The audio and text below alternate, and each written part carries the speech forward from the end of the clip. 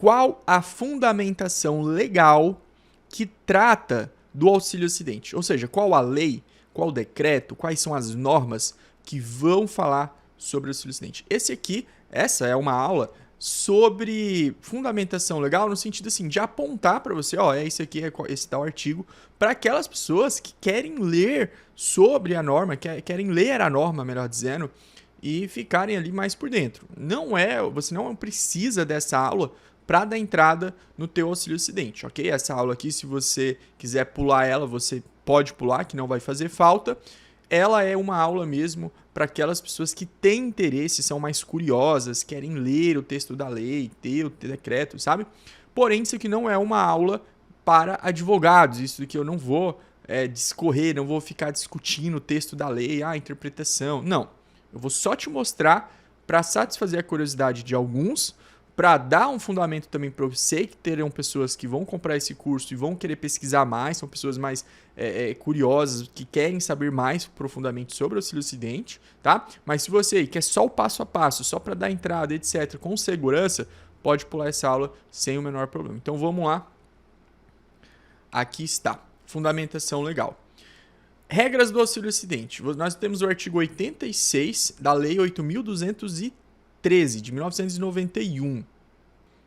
Quando você abre lá no texto da lei, pessoal, você vai abrir e vai encontrar artigo 86, eu estou na lei, tá? Eu estou no site do Planalto. O site do Planalto é o melhor lugar para você consultar texto de lei. E aí você vai ver aqui, ó, que tem esses risquinhos aqui. Por que tem esses risquinhos? Que esse aqui é o texto antigo, não é o texto atual da lei. Tá bom? Artigo 86, esse aqui foi o primeiro texto da lei, como que era antes, tá, pessoal? E aí o texto atual é esse aqui, ó. Vou até ler ele aqui para vocês. O auxílio acidente será concedido como indenização ao segurado quando, após a consolidação das lesões decorrentes de acidente de qualquer natureza, resultarem em sequela que impliquem redução da capacidade para o trabalho que habitualmente exercia. Então, esse aqui é o texto atual, é o texto de 1997, ok? Em 2019 tentaram alterar, mas não foi para frente, aí voltou esse texto de 97. O primeiro texto é de 1991, depois em 95 teve a primeira alteração, depois em 95, logo após, teve outra alteração também, tá? Essa alteração de 95 aqui foi a alteração para incluir os acidentes de qualquer natureza, porque se você olhar aqui primeira versão do auxílio acidente, do texto do auxílio acidente, ele vai falar assim, ó, o auxílio acidente será concedido ao segurado quando, após a consolidação das lesões decorrentes de acidente do trabalho, resultarem em sequelas que tal. Então, essa primeira versão aqui era só para acidente de trabalho. Em 95 ele muda e nós temos essas alterações. Aqui nós temos outras regrinhas, tá, pessoal? Tudo isso que aquilo que é importante para você dar entrada será explicado. Fique tranquilo. Aqui então, Lei 8.213, artigo 91, ok? E o decreto?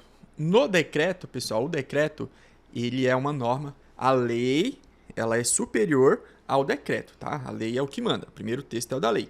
Quem faz a lei são os deputados e os senadores, né? Vai lá, faz o projeto de lei, etc. Os deputados fazem primeiro, depois os senadores aprovam, depois o presidente da República sanciona a lei, assina lá a lei, com ou sem veto, enfim. Ele vai lá e manda a lei para frente. Então, a lei, ela é o texto que foi escrito, por assim dizer, pelo povo. Porque quem elege os deputados e senadores é o povo, e até o presidente, etc. Ok. Mas o presidente sozinho, ele não tem uma representação tão, abre aspas, boa, como os deputados e senadores, que foram vários, são vários deputados e senadores, então eles representam várias frentes, vários tipos de pessoas, por assim, vários grupos, certo? Então, pessoal do Sul tem deputados do Sul, pessoal do Nordeste, etc, etc. Então, você tem ali, tem a bancada evangélica, tem a bancada não sei o quê. Então, perceba que tem ali uma pluralidade, mais representações, ok? De certa forma, o texto de lei, ele tem essa característica mais forte. Então, quando você vai para o decreto, quem escreve o decreto é o pessoal da presidência, pessoal do presidente da República, que é o Poder Executivo. E eles vão escrever o decreto com base na lei, porque a lei ela não é tão detalhada. Então o decreto ele vem traçando alguns detalhes ali sobre a lei.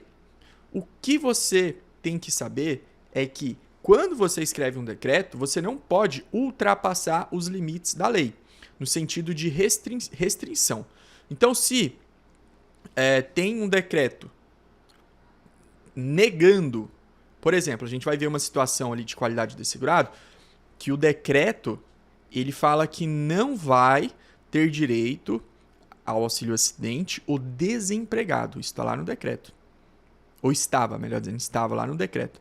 Só que isso não está na lei.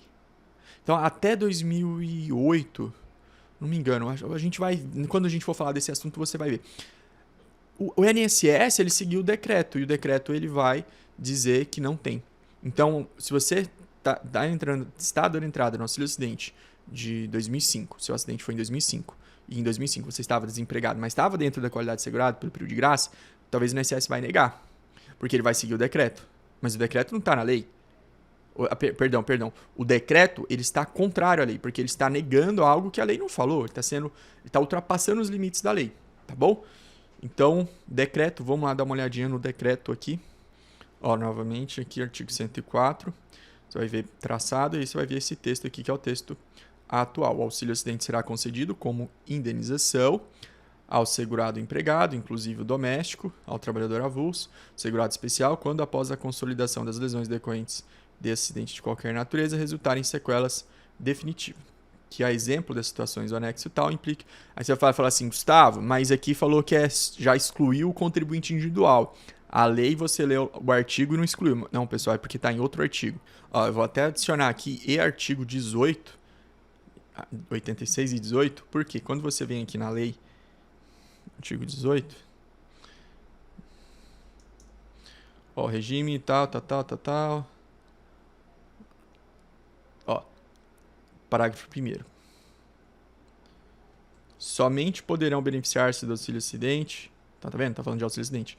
Os segurados incluídos no inciso tal. Tá? E aqui, se você olhar depois quem são esses tipos de segurado do artigo 11, você vai ver que está fora o contribuinte individual e o facultativo. Bom, esse aqui é o empregado, esse aqui não sei se é o empregado doméstico, esse aqui é o segurado... Não, trabalhador avulso, segurado especial, alguma coisa assim, tá? Prontinho. Aqui é o decreto. Agora vamos para a instrução normativa, pessoal. Aqui no artigo 352, você vai encontrar também as disposições sobre auxílio acidente. Vai do 352 até o 354. Tá bom? 354, 355, até o 356. Que são as regras, as normas, tá? E aí eu coloquei aqui, ó, regras sobre doença do trabalho, artigo 19 ao 22, porque o auxílio acidente ele é pago em casos de doença do trabalho, doença comum não, eu vou falar disso mais à frente, então eu decidi colocar isso aqui para vocês, caso alguém queira ler mais sobre o que é de fato uma doença do trabalho. Eu coloquei aqui também manual de acidente do trabalho, um manual do próprio INSS, de maio de 2016. E por que eu coloquei ele? Porque é um livro, tem gente que vende isso aqui na internet como livro, mas isso aqui está de graça, e óbvio que você que comprou esse curso vai ter acesso, vou deixar o link para você baixar aqui. E vamos lá, ó. Aqui ele vai falar sobre acidente do trabalho, é bem interessante para quem gosta de ler, vale muito a pena, eu mesmo aprendi muito sobre acidente de trabalho dessas 49 páginas aqui desse manual, tá? Porque ele vai tratar ali exatamente com base na lei o que é acidente de trabalho, principalmente o que é doença profissional.